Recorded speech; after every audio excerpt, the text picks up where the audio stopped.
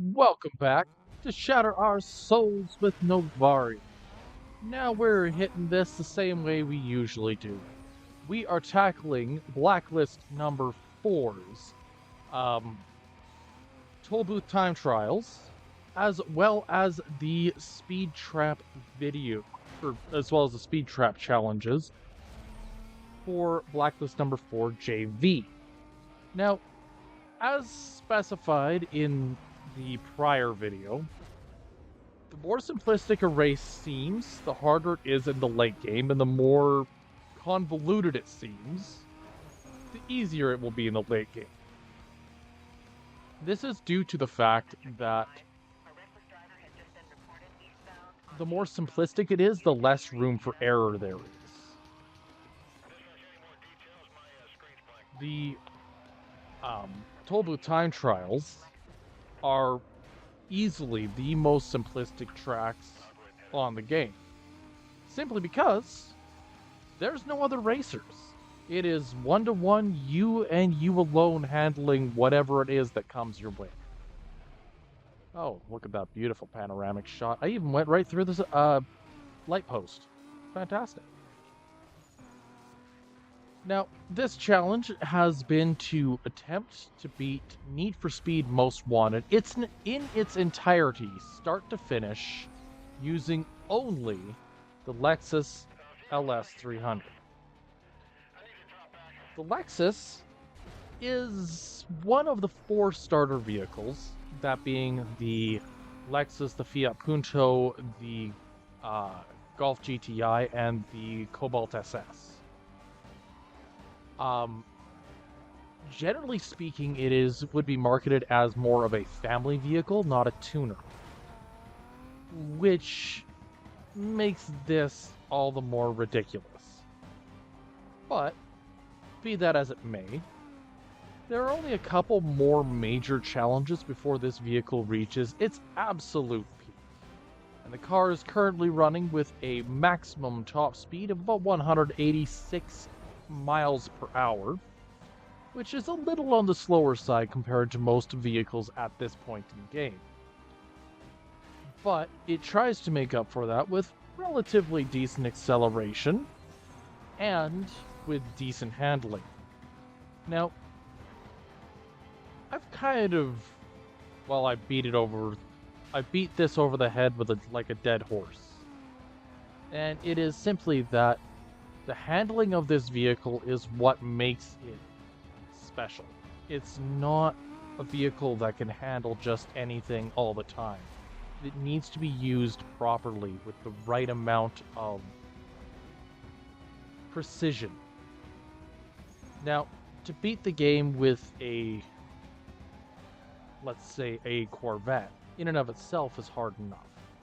To beat it with something that lacks many of the aspects that make a vehicle good in a racing game is just adding fuel to the fire. This vehicle does not properly meet the demands of a racing game.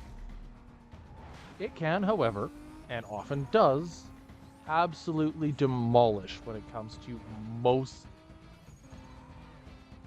races, especially given the amount of time and learning that I have done to make this vehicle a bit more viable for the long haul. This isn't to say it's perfect. I'm not saying that I'm perfect. Quite the opposite. What I am saying, however, is it has a lot more potential than I ever gave it credit for prior to starting this challenge. And I look forward to seeing the finale with this car completed. But with that, we have the first of the of the 6 races I'm doing today complete. So that's nice, I suppose. Round 2 is gonna be, well, right now. I don't mind a lot of races, but But there are a couple minor things that I would have liked to see. For one, I feel that this focuses too heavily on sprint races comparatively to other styles. There's usually only one drag race per tier. There's absolutely no drift races in the entire game. And that may be because drift wasn't very well received in prior games. Although, I'll be honest, I don't have the definitive answer for that. What I do have is a interest in the different game modes that they started to implement here. The lap knockout, for example, while it was not implemented originally for Need for Speed Most Wanted, is probably one of my favorite modes in Need for Speed in general, because it shows how far you can go. There is room for error, but in the same breath, any mistake is magnified by the fact that if you're in last place as you pass that checkpoint, race is over, regardless of if you've got 3 laps left or not. The other one that I have a love-hate relationship with is the speed trap races. Sometimes they're great, sometimes they're not. The thing about speed trap races is that they almost demand that the player uses a full tank of NOS right before passing each and every one of their checkpoints, which limits the viability of just trying to best your opponents in a 1-to-1 race. On a secondary note, it is also one of those races where every boost you can get, you take. And if there is any mistakes right before a checkpoint, it has disastrous consequences. But even then, just getting to the end of the track prior to your opponent getting to the end of the track means that your opponent will slowly lose their points that they've accumulated over the course of the race. Effectively meaning that they are losing out even more so. They could have been doing perfectly fine. The person who comes in first could have absolutely flopped at every single one of the checkpoints, but came so far ahead of the rest of the pack that they win anyways. Unlikely, but possible. So, I suppose it just adds more of a layer of playing the game differently, so to speak. And truth be told, every game mode has its merits. Everything adds a little extra challenge to the game in a way that is organic. Third and final of our tool booth time trials. Honestly, I used to play these so much because due to wanting to grind out enough cash to get every vehicle in the game. It wasn't until about a year ago that I discovered that there is no maximum, or that the maximum number of cars in your garage is technically 25, but that is only if you were to pink slip every single vehicle for the entirety of the game. You only get 10 slots to buy vehicles from. Whoever put that car in the way, get it out of the way. Okay, anywho. We're in downtown Rockport right now. Generally speaking, I think that this will be fine. One aspect that I love about this vehicle is its cornering. And while I would very much prefer something like the Lotus Elise for this, it has such a... It can take corners at a better angle than virtually every other car that I've ever used, with some minor exceptions. Um, the result is that where opponents would slow down to a near stop, I can take at 30, 40 mile an hour and get a big boost or a chance to get ahead of the competition as a whole. So I kind of have the impulsive mentality of I should try to do this with every car. But if I'm being completely honest, there's no point. Yeah, it's a game I bought for 20 bucks 20 years ago and still works to this day. I've more than gotten my money out of this game. So why push it? Part of it is because I am an individual who likes to experience everything a game has to offer. And it is something that, unfortunately, I get very hung up on fairly consistently. So, my plan going forward with this is that I am going to finish this with the Lexus. I think that's a fair statement to make. However, upon the completion of this challenge and maybe about a year of a break in between, I want to revisit this game and beat every boss one-on-one with every car possible. So, for example, you only have 4 vehicles available to beat Sunny. Well, you technically have 6 to beat, I believe it's Taz, and so on and so forth. Effectively, each tier of the game, there is one penultimate challenge, the final boss of each blacklist tier. And I want to challenge that with every car in the game because why not? Anywho, we're taking a break from those, partially because there's nothing left to do. And I'm going to make the next little bit of the video series here all about the speed traps. Now, to be honest and to be frank, I am kind of 50-50 on these. And that's okay. I feel like it is something that I would enjoy more if it was something that was consistent. However, I always find that the rival vehicles are absolutely flying like rockets down these tracks, and I never feel like I'm actually able to hold my own against them.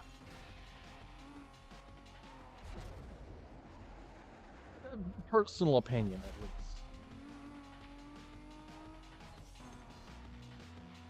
least. Anywho, we're rocking about 30% of the way through 40, sorry.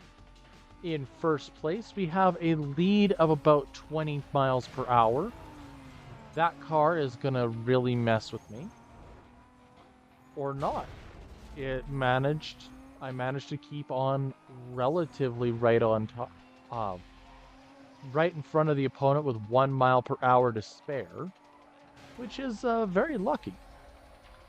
Going around the next bend, take out a police breaker to see if somebody runs into that. Doesn't look like anybody did. And I've got a 10 to 12 mile per hour bonus here. I'm not too good at quick math, which is why I'm providing ranges, by the way. Yeah. It's all good, though. I have a feeling this is going to go very poorly. Oh, nope, that's a wall. That is a wall. 88 mile per hour. And straight into a wall. I got a 10 mile per hour bonus, but the bonus isn't going to be the part that sticks. The fact that every vehicle in the race ran into the same wall and I had the fastest recovery of the 4 of them means I'm sitting in a pretty good spot right this moment. And we're coming around what looks to be one of the final bends. And I got a what looks like 3 miles per hour bonus over second place. Second place ran into a wall upon passing the last of the speed traps, meaning round 1, first place. But we're not done with that. We're going to hit round 2. Now, it looks like we are fighting against Bunny, Inez, and Rubbers. One of them is driving a Corvette. I think I saw something... Oh, hi Inez with the Corvette. Well, at least I know who's who. Although, at this point, it's kind of pointless. How did Inez come in last? What? That is so weird. And this is what I'm saying about the balancing side of things. Speed trap races, for whatever reason, the opponents end up having higher base top speeds than in most other game modes. And I assume it is because they're trying to take advantage of one of the various sections or rules stated in this mission, or in this game type, which is if you come in first, you lower the points accumulated for other opponents. Looks like the vehicle in front of us was a Toyota Eclipse. Wonderful car. I admit that I'm not the biggest fan of the Eclipse, but my irritation with it is mostly because I didn't enjoy it in Need for Speed Underground, and unfortunately that kind of stuck with me. What in the world? Oh, another Eclipse? That just got in a head-on collision right before one of the toll booths, meaning the opponent who had it is absolutely definitely going to be in last for the remainder of the race. Such a pity. We're sitting at about, I want to say 70 mile per hour ahead of my second place opponent. Although that very well, we're definitely going to demolish this one. Okay. Well, nothing wrong with that, I guess. And success. Bringing us to the sixth race of the challenge tonight, which is the last of the speed trap races. I feel as though I focus too heavily on certain game modes, and truth be told, I make these videos in the order that I challenge each section of the game. The reason being that I do this in a specific order is because I do it from the races that I like the most, the toll booth time trials, to the ones I kind of like the least, the speed traps, and then finish off with something simplistic that really I don't have any gripes with, but are going to be quote-unquote harder than some of the other races that come my way. This being the insanely long races of the, I want to say grip races, but it's circuit races. Got a little bit of Need for Speed Pro Street on the mind, apparently.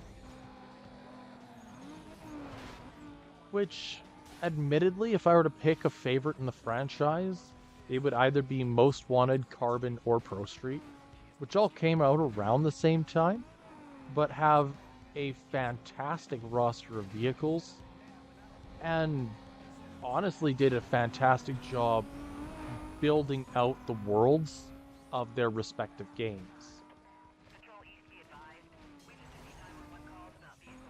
Anywho.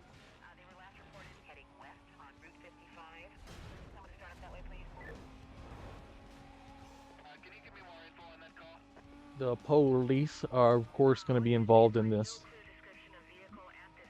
which isn't going to be the end of the world.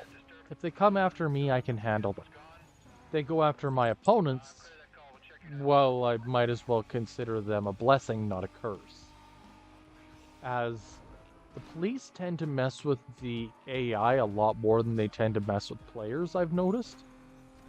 Just by looking around and seeing what each section actually does. We're now in, well, second place as far as proximity to the finish line, and first place in terms of scoreboard. Looks like I'm sitting about 30 miles per hour faster than the second place player Nielsen, which honestly, even if Nielsen does pass me, it's not going to have the biggest detriment, I say, after running headfirst into a wall. We're about 75% of the race is done, which means with the last 25%, it's still anyone's game. And with me having made a big goof up like that, whichever player is in front of me has by far the best chance of actually making it through this. Okay. Oh, we got the loop-de-swoops. I don't... Oh, okay, the person in front was Griffin. And Griffin is third place right now, and seriously lacks the speed necessary to best me at this moment. However, given how far ahead he is, it is going to be a little bit of an uphill battle, because my score is going to be dropping dramatically until the end of the race. With that, the last of the races for today are completed. We're going to finish this off in the way we know best, which is taking down a couple police cars. In the meantime, if you like what you see, are curious if I will ever be able to finish this challenge, or simply want to see what else I have on record, drop a like, leave subscribe. We'll catch you next time. Until then, I hope you have a good...